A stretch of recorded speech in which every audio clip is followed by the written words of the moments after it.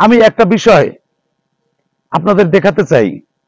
পটুয়াখালীর বিভিন্ন জনপদে আমি গিয়ে থাকি, কিন্তু আমি এই পটুয়াখালী সদর উপজেলার হাজিরহাট এলাকার হাজিবাড়ি সেতুর উত্তর পাশে একটি সড়ক দিয়ে যাচ্ছিলাম।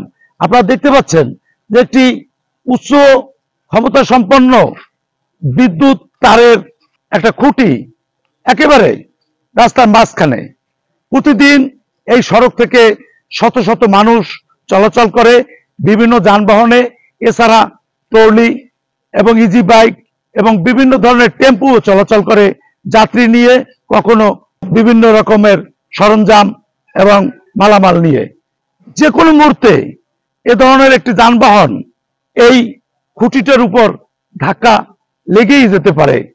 তাছাড়া রাতের বেলা এই রাস্তায় যখন কোনো সড়ক বাতি নেই, তখন এখানে এ দুর্ঘটনা ঘটার সম্ভাবনা থেকেই যাচ্ছে এবং এর জন্য কোনো ব্যবস্থা এখন পর্যন্ত নেয়নি পল্লী বিদ্যুৎ কর্তৃপক্ষ।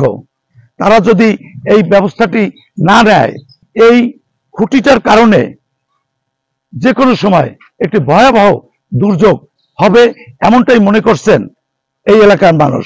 এই গাড়িটা এখানে দুর্ঘটনা লেগেই যেতে পারে। পল্লী বিদ্যুৎ কর্তৃপক্ষ জরুরি ভিত্তিতে এই খুঁটিটি অপসারণ করে একটি নিরাপদ জায়গায় প্রতিস্থাপন করবেন এমনটাই প্রত্যাশা করছি। পটুয়াখালীর হাজিরহাট বাজার সংলগ্ন ব্রিজ এলাকা থেকে এনায়েতুর রহমান, চ্যানেল আই।